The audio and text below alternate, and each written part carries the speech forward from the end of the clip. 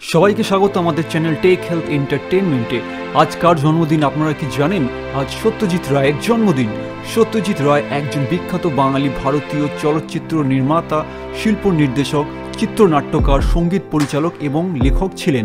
আজকের দিনে 2 মে 1921 সালে কলকাতা বেঙ্গল প্রেসিডেন্সি, বর্তমান ভারত, পশ্চিমবঙ্গে কলকাতা শহরে সাহিত্য ও শিল্প সমাজে খ্যাতনামা রায় পরিবারে সত্যজিৎ রায়ে জন্মগ্রহণ করেন। সত্যজিৎ রায়কে বিংশ শতাব্দীর শ্রেষ্ঠ চলচ্চিত্র নির্মাতাদের মধ্যে একজন হিসেবে গণ্য করা হয়। আজ এই ভিডিওতে আমরা আপনাদেরকে বলতে যাচ্ছি সত্যজিৎ রায় কেন চলচ্চিত্র নির্মাতা হতে চেয়েছিলেন। তো চলুন শুরু করা যাক।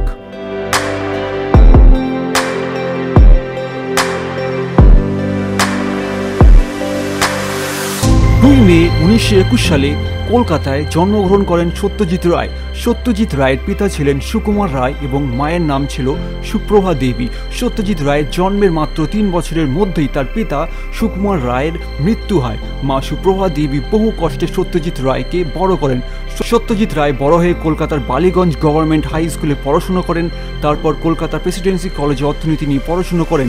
যদিও চারুকলার প্রতি সবসময় তার দুর্বলতা ছিল, 1940 সালে সত্যজিৎ রায় তার মায়ের পরামর্শে শান্তিনিকেতনে রবি ঠাকুরের প্রতিষ্ঠিত বিশ্বভারতী বিশ্ববিদ্যালয়ে ভর্তি হওয়ার জন্য বারবার তার মা তাকে বলতে থাকে। যদিও কলকাতা প্রেমী সত্যজিৎ রায় শান্তিনিকেতনের শিক্ষার পরিবেশ সম্বন্ধে খুব একটা উঁচু ধারণা পোষণ করতেন না, কিন্তু শেষে মায়ের কথায় আর রবি ঠাকুরের প্রতি শ্রদ্ধার ফলে রাজি হয়ে যায় বিশ্বভারতী বিশ্ববিদ্যালয়ে ভর্তি হওয়ার জন্য। তারপর শান্তিনিকেতনে বিশ্বভারতী বিশ্ববিদ্যালয়ে গিয়ে সত্যজিৎ রায় প্রাচ্যের শিল্পের মর্যাদা উপলব্ধি করতে বেশ ভালোই সক্ষম হয়। পরে তিনি সেখানকার বিখ্যাত চিত্রশিল্পী নন্দলাল বসু এবং বিনোদ বিহারী মুখোপাধ্যায়ের সংস্পর্শে এসে তাদের কাছ থেকে তিনি অনেক কিছু শিখেছিলেন। সত্যজিৎ রায় বিনোদ বিহারীর উপর পরবর্তীকালে একটি প্রমাণ্য চিত্র বানান। অজন্তা ইলোর ও এলিফ্যান্টের ভ্রমণের ওপর ভারতীয় শিল্পের ওপর সত্যজিতের গভীর ও শ্রদ্ধা ও অনুরাগ জন্মায়। নিয়ম অনুযায়ী বিশ্বভারতী বিশ্ববিদ্যালয়ে সত্যজিৎ রায়ের 5 বছর পড়াশোনা করার কথা থাকলেও তার আগেই 1943 সালে তিনি শান্তিনিকেতন ছেড়ে কলকাতায় চলে আসেন এবং সেখানে ব্রিটিশ বিজ্ঞাপন সংস্থা ডিজে কিমারে মাত্র 80 টাকা বেতনের বিনিময়ে জুনিয়র ভিজুয়ালাইজারের হিসেবে যোগ দেন। চিত্রসজ্জা বা ভিজুয়াল ডিজাইন সত্যজিতের পছন্দের একটা বিষয় ছিল ও সংস্থাটিতে তিনি বেশ ভালোই জায়গা তৈরি করেছিলেন। 1943 সালের দিকে সত্যজিৎ রায়কে ডিকে গুপ্তের প্রকাশনা সংস্থা সিগনেটস প্রেসের সাথে জড়িয়ে পড়েন। ডিকে গুপ্ত তাকে সিগনেটস প্রেস থেকে ছাপা বইগুলোর প্রচ্ছদ আঁকার অনুরোধ করেন ও এ ব্যাপারে তাকে সম্পূর্ণ স্বাধীনতা দেয়। তো নিজের মতামত করে কাজ করার সেই সম্পূর্ণ স্বাধীনতাও দেয় সত্যজিৎ রায়কে। এখানে সত্যজিৎ রায় প্রচুর বইয়ের প্রচ্ছদ ডিজাইন করেন। তার মধ্যে জিম করবেটের ম্যান টাইমস অব কুমায়ুন ও জওহরলাল নেহরুর দ্য ডিসকভারি অফ ইন্ডিয়া উল্লেখযোগ্য ছিল। এছাড়া তিনি বিভূতিভূষণ বন্দ্যোপাধ্যায়ের লেখা বাংলা উপন্যাস পথের পাঁচালীর একটি শিশুতোষ সংস্করণ আম আটির ভেপুর ওপরেও কাজ করেন। বিভূতিভূষণের লেখা এই উপন্যাসটি সত্যজিৎ রায়কে ভীষণভাবে প্রভাবিত করে। 1947 সালে সত্যজিৎ রায় চিদানন্দ দাশগুপ্ত ও অন্যান্যদের সাথে মিলে কলকাতা ফিল্ম সোসাইটি প্রতিষ্ঠা করেন। সোসাইটির সদস্য হওয়ার জন্য সত্যজিৎ রায়ের অনেক বেশি দেশি বিদেশি চলচ্চিত্র দেখার সুযোগ হয় এখানে। সেই সময় তিনি প্রচুর ছবি গভীরভাবে মনোযোগ দিয়ে দেখতেন।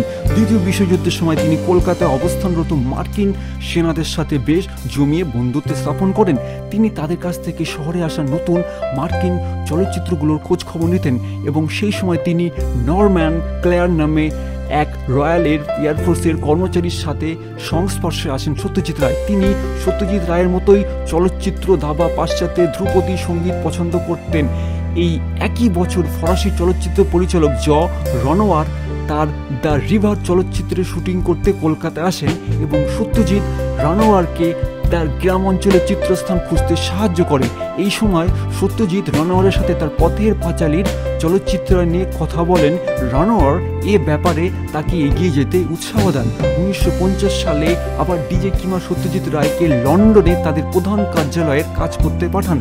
লন্ডনে 3 মাস থাকাকালীন অবস্থায় সত্যজিৎ রায় প্রায় 99টি চলচ্চিত্র দেখেন। এদের মধ্যে ইটালিয়ান চলচ্চিত্র পরিচালক ভিত্তোরিও দে সিসার নব্য বাস্তববাদী ছবি লাদ্রি দি বিচিক্লেতে অর্থাৎ বাইসাইকেল থিপস ছবিটি সত্যজিৎ রায়ের উপর গভীর প্রভাব ফেলে। এই ছবিটি দেখে সিনেমা হল থেকে বের হওয়ার সময় তিনি ঠিক করেন যে তিনি একজন চলচ্চিত্র পরিচালক হবেন। সত্যজিৎ রায় যখন ডিকে গুপ্তার প্রকাশনা সংস্থা সিগনেটস প্রেসের সাথে যুক্ত ছিলেন তখন থেকেই বিভূতিভূষণ বন্দ্যোপাধ্যায়ের লেখা পথের পাঁচালী এই উপন্যাসটি সত্যজিৎ রায়কে দারুণভাবে প্রভাবিত করেছিল। সত্যজিৎ রায় ঠিক করেন যে পথের পাঁচালী হবে তার প্রথম চলচ্চিত্র। সত্যজিৎ রায় পথের পাঁচালী চলচ্চিত্র গ্রাম বাংলার এক ছেলে অপুর বেড়ে ওঠার কাহিনী তুলে ধরেছিলেন। সত্যজিৎ রায় নির্মিত প্রথম চলচ্চিত্র পথের পাঁচালী 1955 সালে 11টি পুরস্কার লাভ করে।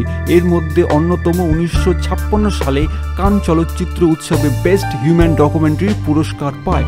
চলচ্চিত্র নির্মাতা হিসেবে সত্যজিৎ রায় ছিলেন বহুমুখী ও তার কাজের পরিমাণ ছিল বিপুল।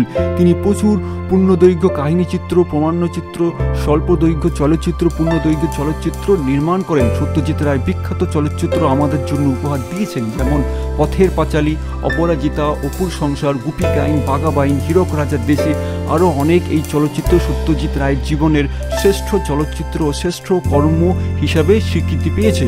সত্যজিৎ রায় কয়েকটি ছোট গল্প ও উপন্যাস রচনা করেন, যেমন তার মধ্যে জনপ্রিয় হচ্ছে কাল্পনিক চরিত্র গোয়েন্দা ফেলুদা এবং প্রফেসর শঙ্কু। সত্যজিৎ রায় অক্সফোর্ড বিশ্ববিদ্যালয়ের সম্মানসূচক ডিগ্রি লাভ করেন। 1992 সালে একাডেমিক সম্মানসূচক পুরস্কার অস্কার পান, যা তিনি সমগ্র কর্মজীবনের স্বীকৃতি হিসেবে অর্জন করেন। হৃদযন্ত্রের জটিলতার কারণে 1992 সালে 23 এপ্রিল এই বিখ্যাত মহান ভারতীয় বাঙালি চলচ্চিত্র পরিচালক সত্যজিৎ রায় মৃত্যুবরণ করেন। তো ভিউয়ার্স, আশা করছি বিখ্যাত চলচ্চিত্র পরিচালক সত্যজিৎ রায় কেন চলচ্চিত্র নির্মাতা হতে চেয়েছিলেন এই বিষয়ের ওপর ভিডিওটি আপনাদেরকে খুব ভালো লেগেছে। যদি ভালো লেগে থাকে তাহলে অবশ্যই আপনারা আমাদের চ্যানেল টেক হেলথ এন্টারটেইনমেন্টকে সাবস্ক্রাইব করতে ভুলবেন না। পাশের বেল আইকনটি আপনারা ক্লিক করুন নতুন কোনো ভিডিও আপলোড হলে যাতে সবার আগে নোটিফিকেশন আপনাদের কাছে পৌঁছায়। লাইক করুন, কমেন্ট করুন, বেশি করে বন্ধুদের সঙ্গে শেয়ার করুন। ততক্ষণ দেখতে থাকুন টেক হেলথ এন্টারটেইনমেন্ট চ্যানেল। ধন্যবাদ।